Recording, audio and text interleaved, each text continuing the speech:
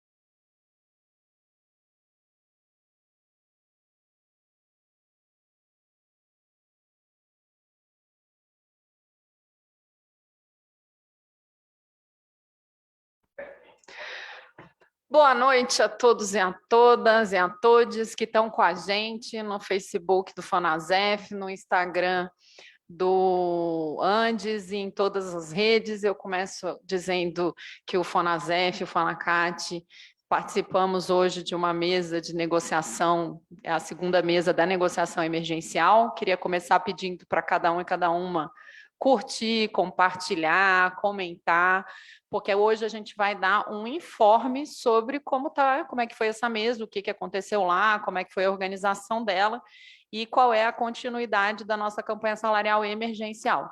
Lembrando que esse é um processo inicial que a gente vai ter uma continuidade para depois discutir as questões de 2024 e que essa mesa foi inaugurada a partir de uma demanda protocolada no dia 2 de janeiro pelo Fonasef Fonacat, que tinha 4 pontos de solicitação: o reajuste emergencial de 26,94, a equiparação dos benefícios de saúde, creche e alimentação com o Legislativo Judiciário, o revogaço, né, das várias medidas autoritárias do Bolsonaro e a instalação o mais urgente possível das mesas, além, claro, de debater questões da nossa organização e da possibilidade de liberação de dirigentes sindicais.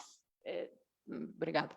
Aí, o que a gente vai fazer aqui hoje é o seguinte: a gente vai ouvir os representantes das entidades. Inicialmente, a gente informa que hoje de manhã fizemos uma reunião de preparação e no Fonasef tiramos os nossos representantes, falaram em nome do Fonasef nessa mesa a Regina Ávila e o Amaury Fragoso pelo Andes, o Paulo Lindsay pela CBGE, o Moacir Lopes pela FENASPES e o Pedro Armengol pela CUT, porque a gente tem sempre garantido os representantes do Fonasef, sempre um representante de central sindical. Eu sou Helenira Vilela, estava na mesa representando a Intersindical Central da Classe Trabalhadora e sou também coordenadora geral do Sinasef. A gente vai começar ouvindo o companheiro Pedro Armengol, que falou em nome da Central Única dos Trabalhadores, sobre o acontecimento da mesa. A gente vai ter primeiro essas 4 pessoas que falaram em nome do Fonasef, e depois a gente vai abrir para os outros companheiros que também estavam aqui na mesa. Então, boa noite, Pedro Armengol, você tem 2 minutos para apresentar para o nosso público os informes sobre a sua fala hoje. Boa noite, Helenira, boa noite a todos os componentes aqui da mesa, boa noite a todos, a todas e a todos. Foi uma reunião importante, a segunda reunião da Mesa Nacional de Negociação Permanente.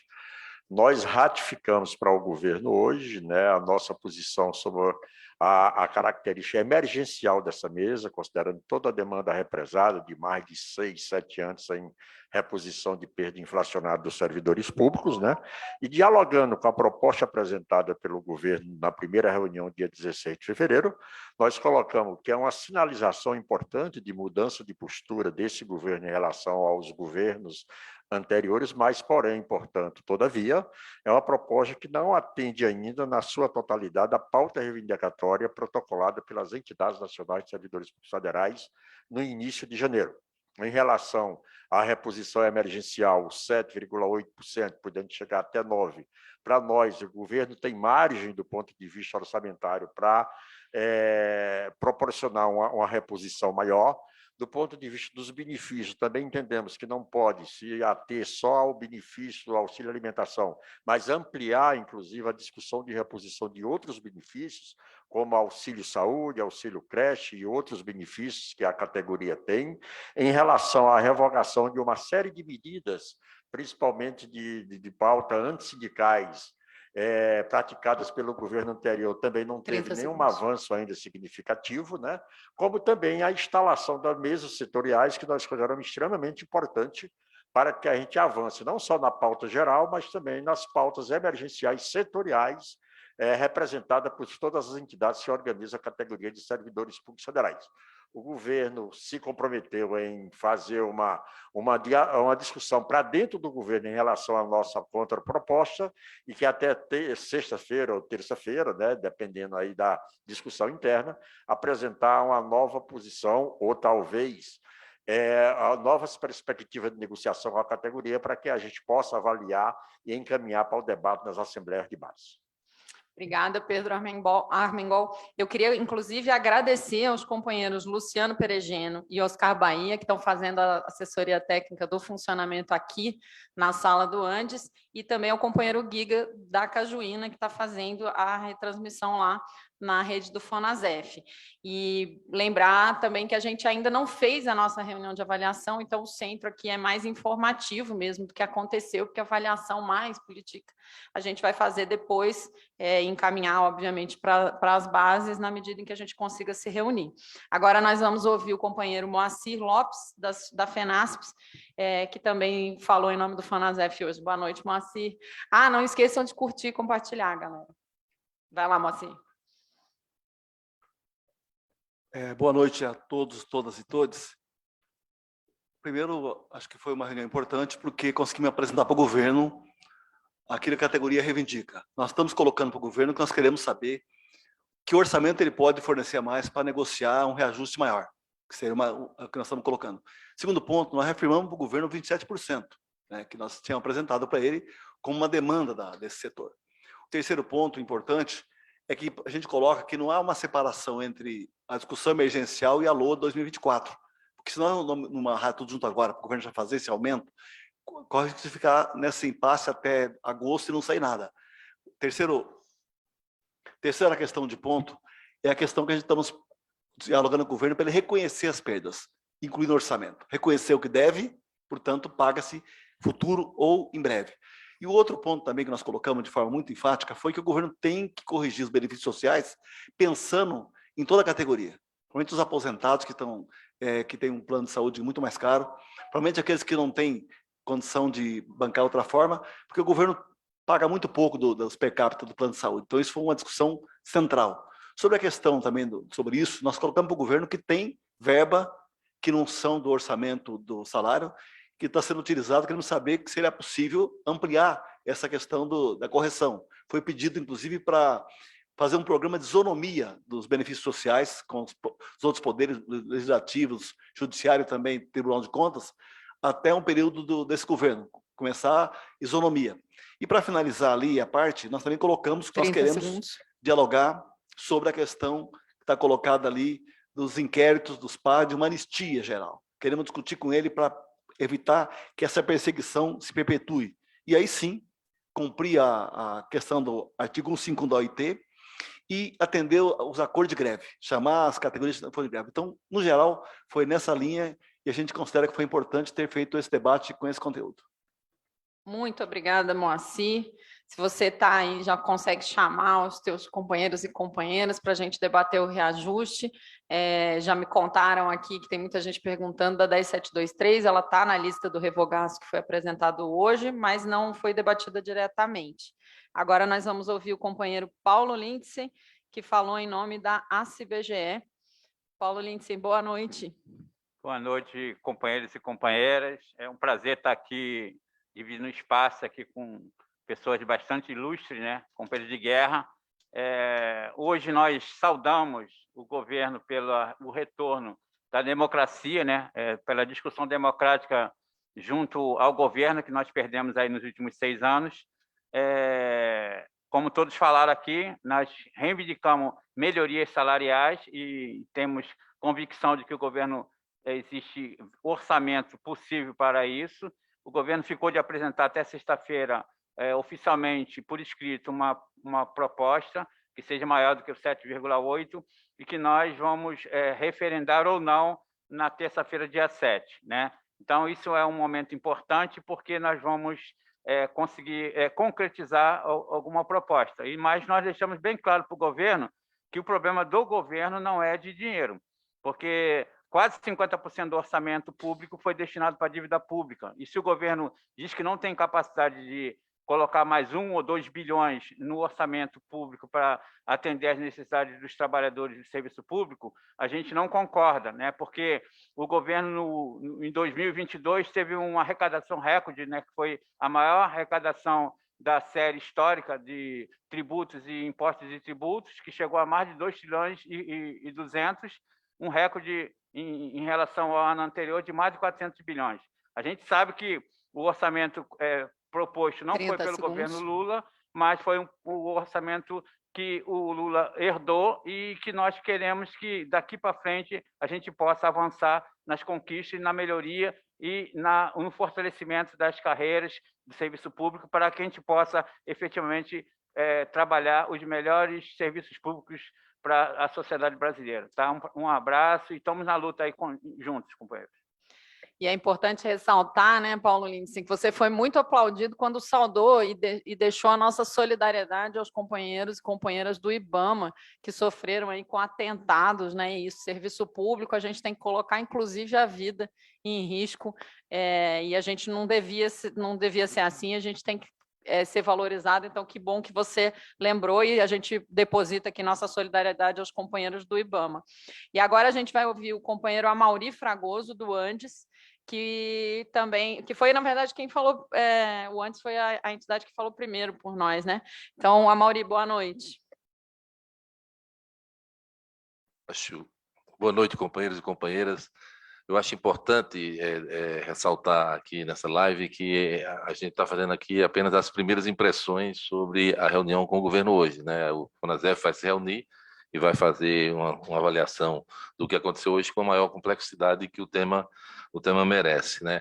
Eu acho que os companheiros já botaram claramente o que aconteceu. Eu acho que uma das coisas que nós pensamos bastante nesse processo de construção da reunião durante a semana, as reuniões preparatórias, as discussões que fizemos, e que existia uma certa descrença de setores de que o governo não iria se colocar para apresentar uma nova proposta. E nós apostamos nisso e o governo está se comprometendo em apresentar uma contraproposta, né? Mais ou menos, digamos assim, a gente acertou o caminho e o governo vai apresentar entre sexta e terça-feira da próxima semana. Mas eu gostaria de destacar uma coisa que é importante, porque a gente está passando um processo de transição e há, num certo momento, uma certa benevolência com o processo, com os setores que fazem parte do governo. E a gente que faz o movimento sindical sabe que governo é governo, movimento sindical é movimento sindical, cada um tem o seu papel. Então, vale destacar que o governo hoje ele quebrou a metodologia da mesa. A mesa tinha uma característica de funcionamento e hoje nós fomos chamados para um auditório, né, do qual cabia quase que 200, 300 pessoas, né, de forma inesperada, né, de forma inesperada. A gente colocou que essa metodologia precisa ser respeitada, como vinha acontecendo antes, com a representação do FONASEF, do FONACAT e também das centrais, porque as entidades que não fazem parte do FONASEF e da FONACAT, elas pertencem à central. Então, eu acho que eu gostaria de destacar exatamente isso. Nós tivemos que mudar o local da reunião exatamente por esse quebra de metodologia. Então, esperamos que a próxima reunião a gente tenha uma metodologia do qual se faça ter a representação às entidades que participam do processo de negociação iniciado no dia 7 de fevereiro. Muito obrigada, Mauri. O Barella, que é o Paulo Barella, da CSP Com Lutas, vai falar. A gente tem aqui um companheiro Medeiros, Léo Marques, dizendo no Instagram, aumento salarial emergencial já em março. Você tem uma notícia para dar para ele? Boa noite, companheiras, companheiros. Boa noite, Helenira. Demais companheiros estão acompanhando, os companheiros que estão na live aí acompanhando. Acho que é importante a gente registrar o seguinte, segundo o governo, não é possível efetuar pagamento de salário retroativo. A política deles é a partir de medida provisória ou projeto de lei, isso significa que entra em vigor no momento da promulgação. Então, significa que, de acordo com a evolução das negociações, para março não está, digamos assim, não estaria disponível o pagamento do reajuste. Agora é a partir de abril. E dependendo do nível que evoluir, pode ser que vá mais adiante. Eu queria fazer dois registros importantes aqui, que eu acho que são duas novidades importantes na reunião de hoje. A primeira foi que o governo resolveu fazer uma espécie de um movimento pirotécnico, né, convidando setores que não representam o funcionalismo público. Nós aqui achamos que todos têm que participar de negociações, nós achamos que todos têm que participar dos processos, mas tem que ter representatividade. O FONASEF e o FONACAT juntos representam 95% dos servidores públicos no nosso país. Então, portanto, são digamos assim, as entidades habilitadas para fazer a negociação, porque representam, de fato, o conjunto dos servidores. E a outra novidade, que aí eu acho que é muito importante nesse momento, é que, na reunião anterior, o governo disse o seguinte, os 11,2% são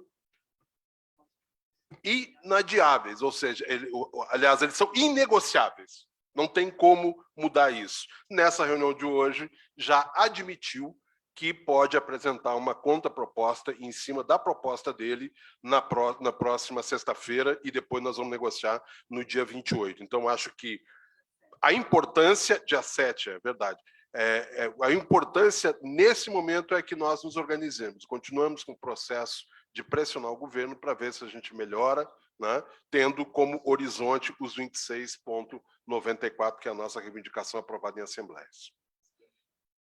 Obrigada, Paulo Barella. Agora, eu vou transmitir aqui a pergunta do Edu Oli 17, acho que é esse. Cadê ele? Eu perdi ele aqui, mas basicamente ele perguntou o seguinte, aqui, achei. Edu_Oli 7. Ele disse que o governo ficou de apresentar a proposta próxima semana ou estou enganado? Sérgio Ronaldo, representante da Condicef, responde, por favor, o Edu. Muito bem, boa noite a todas e todos, a Helenira, a todos os internautas que estão nos acompanhando. Na verdade, Edu, nós estamos na construção de um processo que hoje foi a segunda reunião, e é evidente que nós, ao retornar com as nossas sugestões de propostas de ajustes para o governo, ele ficou de conversar internamente com a junta econômica do governo, que é Ministério da Gestão, que é Ministério da Fazenda, Casa Civil e Ministério do Planejamento, e ficou de nos apresentar, com todo o esforço que nós solicitamos da celeridade do caso que nós queremos, um retorno na próxima sexta-feira, com perspectiva de a gente apreciar o que ele vai trazer de retorno. A gente analisa, é claro, essa avaliação nós vamos fazer amanhã na reunião do FONASEF, mas que é possível ter avanços do que o governo apresentou e na contraproposta que nós devolvemos para o governo, e que na terça-feira, dia 7, a gente pode tentar construir algo para já remeter para as assembleias e a categoria tomar uma decisão aí com toda a sapiência que tem. Então, é evidente que nós estamos num processo de construção, essa é a segunda reunião, mas a gente tem expectativa de que nos primeiros, no máximo 10 dias de março, a gente possa chegar a um bom termo e avançar nesse primeiro passo, já que é uma pauta emergencial que foi apresentada pelo conjunto das entidades. E aí eu quero parabenizar o FONASEF e o FONACAT também por ter sido os dois protagonistas desse processo. Nós não concordamos da forma como foi feito o processo hoje, em um auditório, nós queremos negociar para valer. Auditório é para fazer show, é para fazer assembleia, e nós queremos acelerar o processo, mas dentro do rito legal que as entidades do FONASEF, FONACAT e as centrais sindicais vinham construindo aí desde os últimos períodos. Obrigado. Obrigada, Sérgio Ronaldo. Agora eu vou passar para o Sandro César, da CNTS-S. Acho que a pergunta que todo mundo está fazendo, e o Perdendo Tempo 22 fez aqui. Vai aumentar quanto de verdade? A gente já sabe essa resposta, Sandro? Boa noite, companheiros, boa noite, companheiras. Quero aqui saudar cada companheiro e companheira. Quero dizer para vocês, inicialmente, que foi um sucesso a forma de participação organizada do FONASEF. Apesar de todos os sabores que tivemos lá, a nossa bancada se comportou muito bem na negociação e foi incisiva em buscar a melhoria da proposta do governo. Essa pergunta que me é feita de quanto será o reajuste, essa é a resposta que nós estamos buscando, efetivamente. E é por isso que nós estamos pressionando o governo no sentido de melhorar o que está colocado, porque a gente sabe, como bem abordou até o Barelo, o Sérgio Ronaldo aqui, e o Pedro, que o governo, de alguma forma, demonstrou alguma sensibilidade no sentido de buscar uma saída para o que está colocado ali. A gente não sabe qual é o número, qual é o percentual apontado, mas, vamos dizer assim, o governo piscou. O governo cedeu, de alguma forma, à pressão do funcionalismo, no sentido de que é preciso buscar uma alternativa que não seja essa de tirar dinheiro já dos parques de recursos que estão hoje colocados para o reajuste de salário para fazer reajuste ao auxílio alimentação. Isso foi perceptível, entretanto, como foi dito aqui, nós faremos uma reunião entre nós aqui do FONASEF para avaliar o conteúdo do que foi colocado hoje na audiência. O importante é dizer o seguinte: os dirigentes sindicais das entidades do funcionalismo público federal estão empenhados em buscar a evolução da proposta que já está colocada. Nós reafirmamos a pauta dos 27%, que para nós é imprescindível que se tenha no olhar esse índice, que é um índice unitário nosso, do funcionalismo público, e que é necessário se buscar a recomposição das nossas perdas. Para concluir aqui efetivamente o meu tempo, quero dizer o seguinte: foi um acerto enorme das entidades não ter aceito o que foi colocado até agora. Obrigada, Sandro. E agora eu vou... Juro que não é pegadinha, Marcelino. O companheiro Marcelino Rodrigues, da Fazubra, o Silvestre Brilhante escreveu assim: absurdo, vão ganhar tempo e aí, lógico, que vão aumentar o percentual, um mês a mais sem aumento. Como que você conversa com o Silvestre sobre o que está acontecendo? Bom, primeiro, Silvestre, é importante entender que essa mesa de negociação faz poucos dias, né? Então, assim, apesar da nossa ansiedade, nós temos também de que a gente está quase 7 anos sem aumento, é importante entender que nenhuma negociação nesse nível se dá em poucos dias, né? Então, assim, a gente está fazendo tudo para que a gente possa acelerar esse processo, aplicar, implementar o que é possível conseguir com esse governo o mais rápido possível. Agora, a gente também tem que ter um pouquinho de paciência, porque nós temos, inclusive, que escutar nossas bases. Para essa participação aí de vocês na live, né? Parabenizo acompanhando esses informes, é extremamente importante para orientar a direção que está aqui a poder negociar com o governo. Então, é necessário ter assembleias, é necessário que a gente escute nossas bases das várias categorias no país para que a gente vá ajustando o que o governo está apresentando, o que a gente está dialogando a partir das entidades. Então, nesse sentido, é importante deixar claro que as entidades colocaram para o governo. Uma coisa é esse aumento emergencial. A outra questão é a pauta que nós temos de recomposição vai para além disso, nos nossos cálculos, algo em torno de 27, e que a gente necessita negociar para 2024.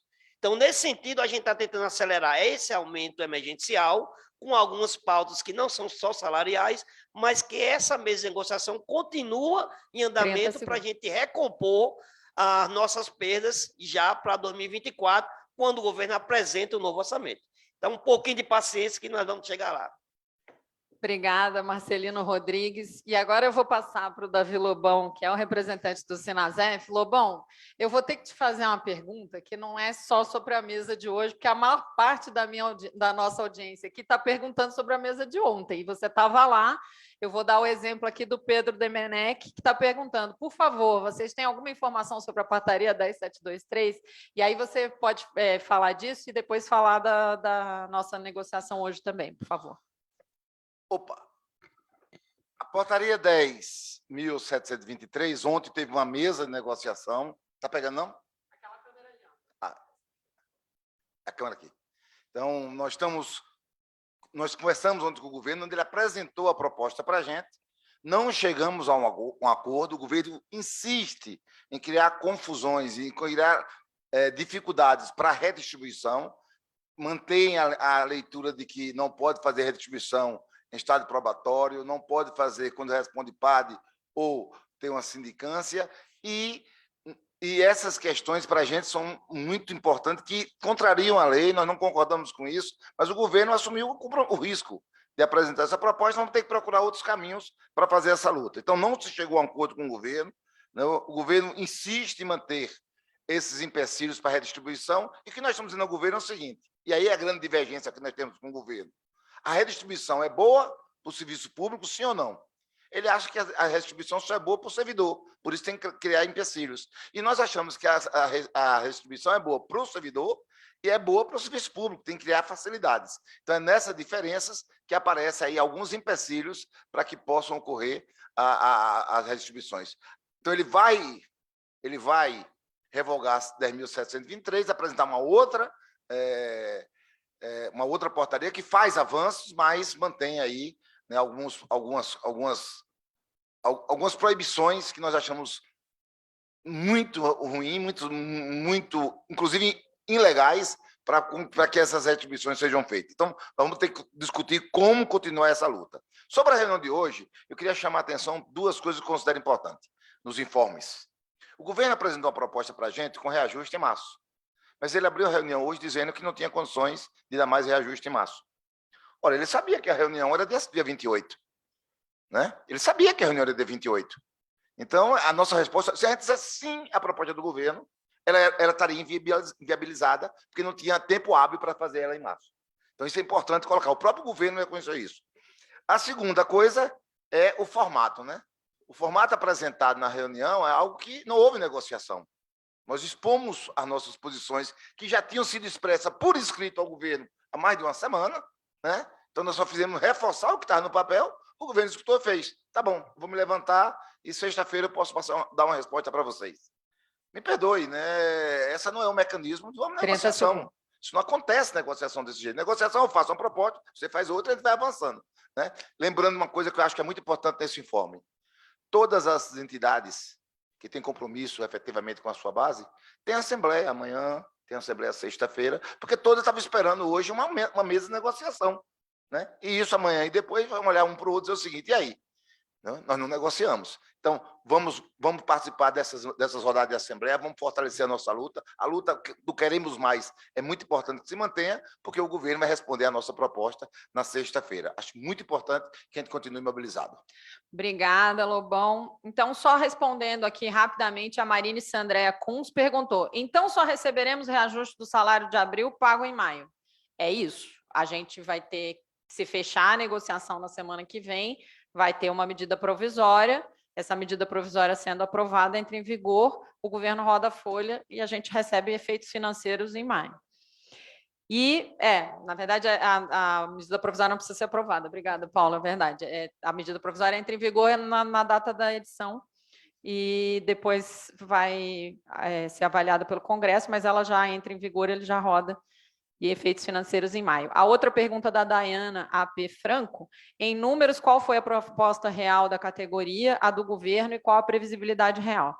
Bom, previsibilidade a gente não pode falar, porque a gente ainda não fez, a gente vai fazer uma reunião de avaliação, como eu disse no início, amanhã, mas, em princípio, o que tem na mesa oficialmente até agora é 26,94 do Fonasef, 13,5 do Fonacat e 7,8 do governo. Não tem nenhum outro índice apresentado formalmente por ninguém. Então, a previsibilidade a gente vai avaliar amanhã, mas é isso, nós queríamos agradecer muito a sua presença, a nossa transmissão. Esse foi, como eu disse, um momento informativo apenas do que aconteceu. Nós vamos fazer reunião amanhã.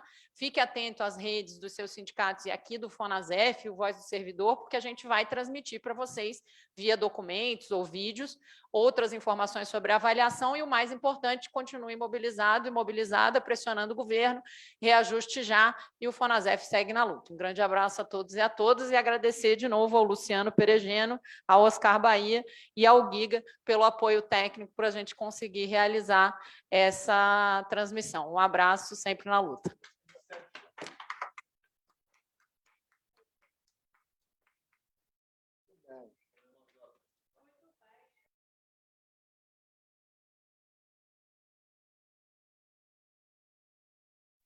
Muito bom, muito bom.